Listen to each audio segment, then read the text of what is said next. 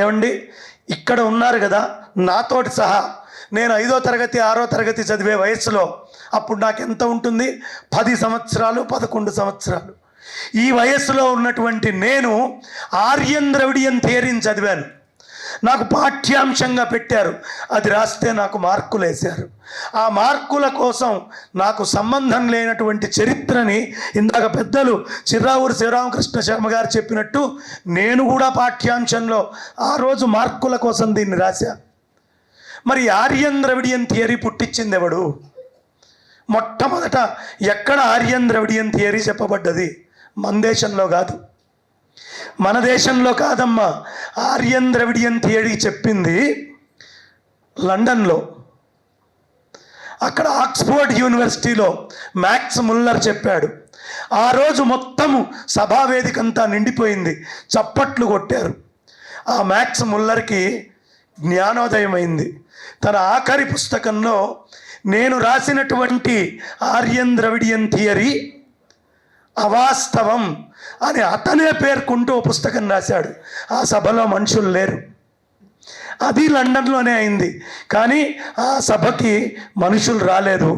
చెప్పిన ఆయన నేను చెప్పింది తప్పు అన్నాడు, కానీ మన పాఠ్యాంశంలో మారలేదు. ఇప్పటికీ అదే ఉంది. ఏం చెప్తారు? Aryan invasion theory, IIT. దానికి రుజువులు చెప్పరా అన్నారు. ఎక్కడా రుజువులు దొరకలేదు. వెంటనే దాని పేరు మార్చారు. ఏమిటో తెలుసా అమ్మా? ఏఎంటి, ఆర్యన్ మైగ్రేషన్ థియరీ. ఆర్యులు మైగ్రేట్ అయ్యి ఇక్కడికి వచ్చారు అన్నారు. దానికి ఆధారాలు లేవు. కారణం, ఈ వేదము వాళ్ళు అక్కడి నుంచి ఇక్కడికి తెచ్చాను అని చెప్పారు. ఋగ్వేదం తీస్తే 10,000 సంవత్సరాల క్రితం ఆ మంత్రాన్ని రుజువు చేసేది ఉంటుంది. అంబికమే నదీంతమే, సరస్వతి నది గురించినటువంటి మంత్రం. సరస్వతి నది ఎండిపోయి ఎంతకాలమైంది అని అడిగితే 10,000 సంవత్సరాలు అయింది. ఇవాళ ఉన్న సైంటిఫిక్ డేటా ప్రకారం, సైంటిఫిక్ డేటా చెప్తుంది. మరి ఎప్పుడో 5,000 3,000 సంవత్సరాల క్రితమో వచ్చినటువంటి వాడు 10,000 సంవత్సరాల క్రితం ఇక్కడ ఎండిపోయినటువంటి సరస్వతీ నది చరిత్రని ఋగ్వేదంలో ఎలా రాస్తాడు? అది ఉంది అంటే అది అక్కడ పుట్టలేదయ్యా, ఆ ధర్మం ఇక్కడే పుట్టింది అని అనేకమైనటువంటి ఆధారాలు ఈ ధర్మం గురించి చెప్తూ ముందరికెళ్ళినాయి. మనకి తెలియవు. మనం ఎంతసేపు ఉన్నా హరప్ప మొహంజొడారోలో అద్భుతమైనటువంటి ఆధారాలు వీరిచ్చారు. కానీ అంతకంటే ముందే హర్యానాలో, గుజరాత్లో రాఖీ సంస్కృతి అని ఉంది. ఇప్పుడు ఆ రాఖీ సంస్కృతి మీద విశేషమైన రీసెర్చ్ అవుతోంది. హరియానం చేసినటువంటి ప్రదేశం, విష్ణుమూర్తి తిరిగిన ప్రదేశం హర్యానా. ఎందుకు వచ్చింది ఆ పేరు అంటే, విష్ణుమూర్తి యొక్క ఆధారాలు కూడా అక్కడ మనకి రాఖీ సంస్కృతిలో లభించినాయి. ఎక్కడున్నాం? మన చరిత్ర మనకి తెలుస్తోంది. ఇందాక వారు చెప్పినట్టు ద్వారక గురించి వస్తోంది, కానీ మన పాఠ్య పుస్తకాల్లో ఉండదు. ఏమ్మా, ఇక్కడ ఎవరైనా 10వ తరగతి లోపు మనకి సంబంధించిన గుడి ఆర్కిటెక్చరు ఇంత గొప్పది, ఈ రాజు గుడివల్లం అనే క్షేత్రాన్ని క్రీస్తు పూర్వం 4వ శతాబ్దంలో కట్టాడు, దీనికి ఇంత జామెట్రీ, ఇంత అద్భుతమైనటువంటి మ్యాథమెటికల్ క్యాలిక్యులేషన్స్, ఇంత సోలార్ సిస్టమ్ని చదివే క్యాలిక్యులేషన్స్ ఉన్నాయి అని ఎవరైనా మనం చదువుకున్నామా?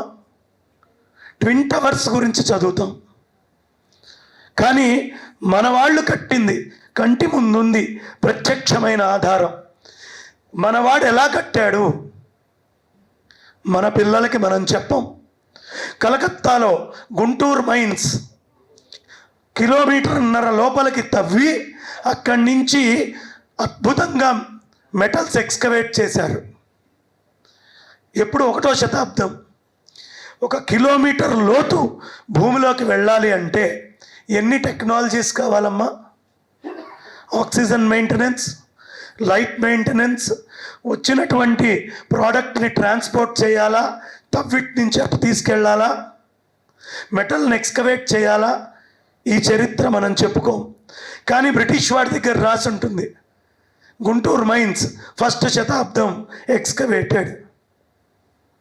ఎక్కడ మన సైన్సెస్ అన్నిటినీ తగలబెట్టారు. తురుష్కులు తగలబెడితే 6 నెలల పాటు తాటాకు గ్రంథాలు తగలబడ్డాయి ఈ దేశంలో. ఎంత టెక్నాలజీస్ పోయినాయి. కాబట్టి మనం అందరం తెలుసుకోవాల్సినటువంటి అంశం, ఇవాళ ప్రభుత్వం మారింది. ఎన్డీఏ ప్రభుత్వం ఆంధ్రాలో వచ్చింది, ఇక్కడ కాంగ్రెస్ ప్రభుత్వం వచ్చింది.